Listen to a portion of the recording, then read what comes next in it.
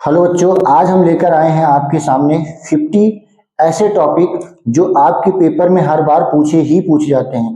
पूरी बुक से 50 ऐसे मैंने टॉपिक सिलेक्ट किए हैं जिन टॉपिकों को अगर आप तैयार कर लेते हो तो थ्योरेटिकल जितने भी क्वेश्चन आएंगे वो सारे आपसे बन जाएंगे।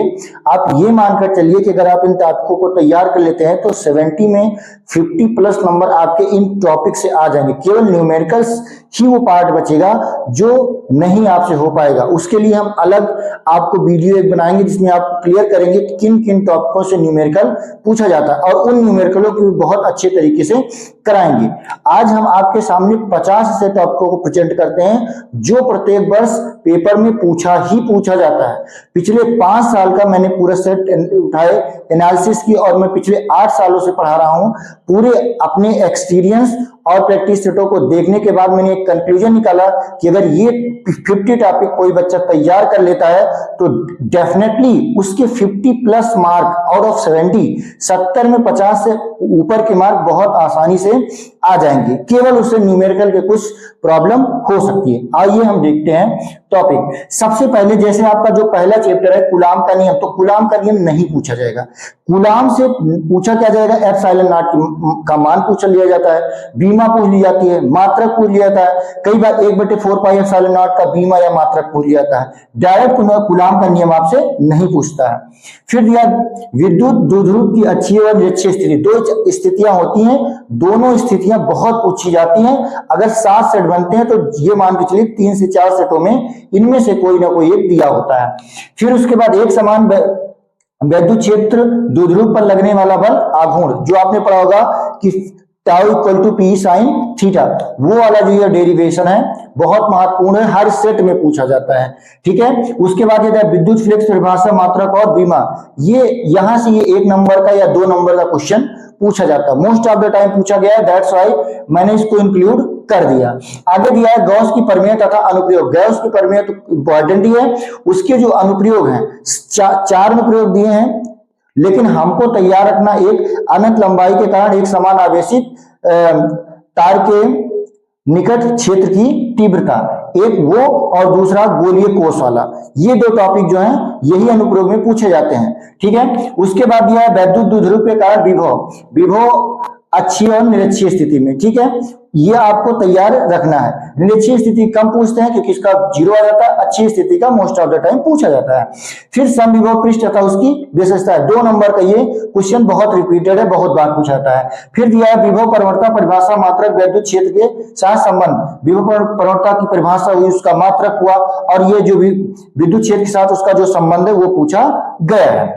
फिर दिया है 9वां क्वेश्चन, एक समान वैद्युत क्षेत्र में द्विध्रुव को घुमाने में किया गया कार्य, ये महत्वपूर्ण है। फिर अगर आप संधारित्र वाले चैप्टर में चलें तो 2 महत्वपूर्ण टॉपिक हैं, एक है समांतर प्लेट संधारित्र की धारिता ज्ञात करना और दूसरा संधारित्र की प्लेटों के बीच ऊर्जा घनत्व, ये महत्वपूर्ण है। अनुगमन वेग के आधार पर ओम के नियम की व्याख्या, ये पूछा जाता है, 5 नंबर में आता है, कई बार 3 नंबर में आता है। और यही में छोटी छोटी जैसे श्रांति काल अनुगमन वेग किसे कहते हैं और मध्य मुक्त पाथ क्या होता है, छोटी परिभाषा में कई बार 8 नंबर में पूछ ली जाती है।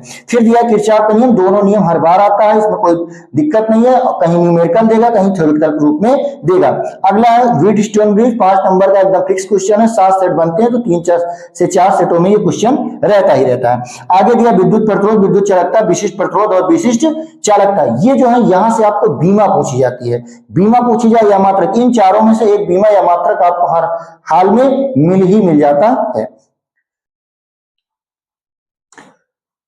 इसके बाद देखिएगा आप लोग बायो-सोवर्ट का नियम, ठीक है ना।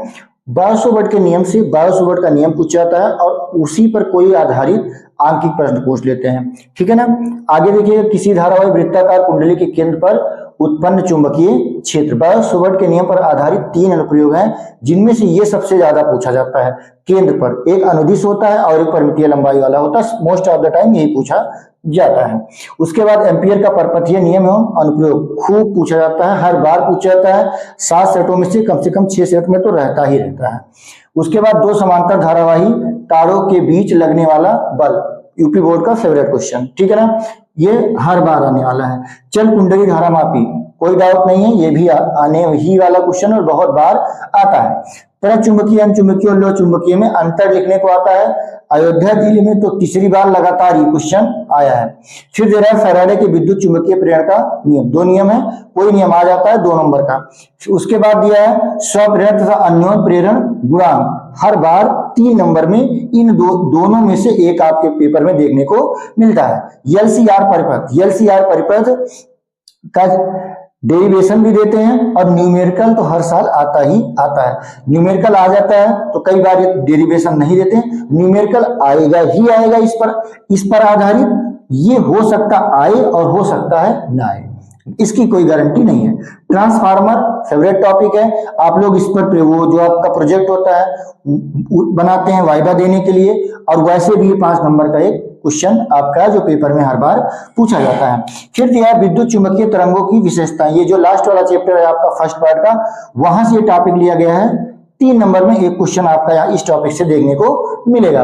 उसके बाद क्रांतिक कोण का पूर्ण आंतरिक परावर्तन 1 नंबर का आता है, कई बार 2 नंबर का आता है। कभी इसकी शर्तें पूछेगा तो कभी संबंध पूछ लेगा, ऐसे करके 2 नंबर में 1 नंबर में पूछता है। गोलीय पृष्ठ, अवतल और उत्तल दोनों के डेरिवेशन है, उनमें से कोई एक डेरिवेशन आ सकता है।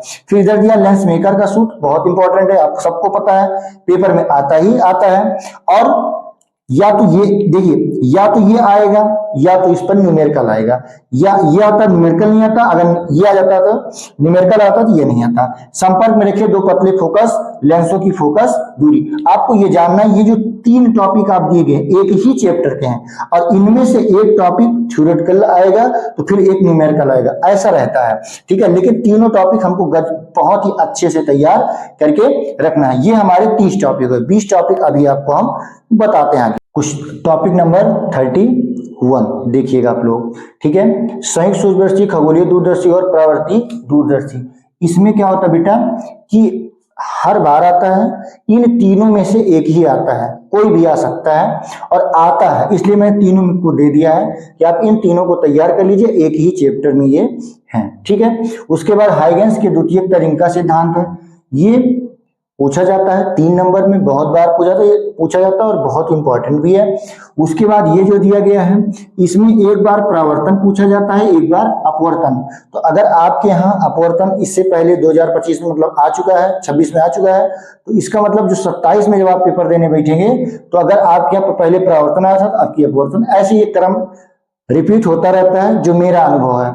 आप दोनों तैयार कर लीजिएगा, कोई भी आए। उसके बाद व्युत्करण एवं उसकी शर्तें, व्युत्करण परिभाषा पूछा था, सपोषी क्या है, विनाशी क्या है, उसके बाद उसकी शर्तें पूछ ली जाती है। फिर यंग का दूसरी प्रयोग पूछा जाता है, एकल झिर्री द्वार के कारण प्रकाश का विवर्तन, इंपॉर्टेंट, बहुत इंपॉर्टेंट है। समतल ध्रुवित प्रकाश या पोलेराइड, इसमें समतल ध्रुवित प्रकाश की परिभाषा या ध्रुवण किसे कहते हैं, ऐसे परिभाषा पूछ लेगा, दो या अध्रुवित प्रकाश किसे कहते हैं, ऐसे 2-3 परिभाषा एक साथ पूछेगा, या 3 नंबर में सीधा उठाकर दे देता पोलराइड को, ठीक है, सचित्र वर्णन करो, ठीक है। उसके बाद ये बहुत ही महत्वपूर्ण है, देहली तरंगदैर्घ्य आवृत्ति और कार्पण, 2 नंबर में हर साल का एक फिक्स क्वेश्चन है। आइंस्टीन का प्रकाश विद्युत समीकरण, बहुत इंपॉर्टेंट डेरिवेशन है, और उससे भी ज्यादा मैं ये कहूंगा कि यहां से न्यूमेरिकल हर साल पूछा जाता है, 3 नंबर का न्यूमेरिकल डेफिनेट रहता है कि आएगा ही आएगा। ये डी ब्रोगली का तरंगदैर्घ्य व्यंजक है, न्यूमेरिकल के पॉइंट ऑफ व्यू से भी बहुत इंपॉर्टेंट है और डेरिवेशन के पॉइंट ऑफ व्यू से भी बहुत इंपॉर्टेंट है। तो हमको बिल्कुल अच्छे से डेरिवेशन क्लियर रखना है, और आंकिक प्रश्न ये मान के चलो कि जो प्रकाश विद्युत प्रभाव वाला चैप्टर है वहां से न्यूमेरिकल और थ्योरेटिकल दोनों टाइप के क्वेश्चनों की भरमार रहती है। आगे देखिए रदरफोर्ड का अल्फा प्रकीर्णन प्रयोग, मान के चलिए कि 7 सेट में 5 सेट में तो 100% ये क्वेश्चन रहता है, जो 2 सेट बचेंगे उनमें ये और ये आ जाता है। रदरफोर्ड का परमाणु मॉडल या पूछ लेता है, कमियों वगैरह पूछ लेता है, और उसके अलावा जो अगला क्वेश्चन बनता है बोहर परमाणु मॉडल पूछ लेता है। ये आपका 43 हो गया टॉपिक। इसके बाद 7 टॉपिक हम आगे बताते हैं आपको। 44 नंबर का टॉपिक है आपका हाइड्रोजन स्पेक्ट्रम की विभिन्न श्रेणियां, ठीक है ना। आपने जो पाश्चर श्रेणी, हुम श्रेणी, ये सारी पढ़ी है आपने, ठीक है, वो आता है 5 नंबर का वो टॉपिक है। समस्थानिक संभारिक न्यूट्रॉन, इसकी परिभाषा आप पढ़ लीजिएगा, कई बार पूछा जाता है संभारिक और संभारिक में, समस्थानिक और संभारिक में अंतर। उसके अलावा द्रव्यमान क्षति तथा बंधन ऊर्जा परिभाषाएं भी पूछी जाती हैं और इन पर डायरेक्ट 5 नंबर का न्यूमेरिकल भी आता है। ठीक है, नाभिकीय विखंडन तथा नाभिकीय संलयन में अंतर बहुत इंपॉर्टेंट क्वेश्चन है। और जो लास्ट चैप्टर है यहाँ से 3 क्वेश्चन बनते हैं। पहले बहुत बड़ा चैप्टर हुआ करता था लेकिन अब बहुत छोटा बचा है, तो यही तीनों जो क्वेश्चन मैं दे रहा हूँ यही तीनों आ जाते हैं, 6-7 नंबर जितना भी आना होता है।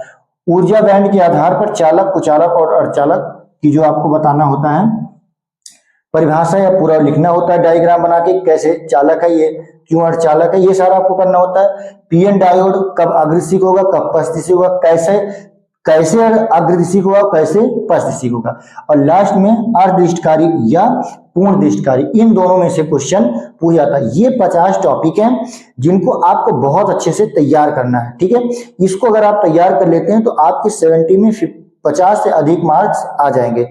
इस चैनल को आप वीडियो मतलब सब्सक्राइब कर लीजिएगा।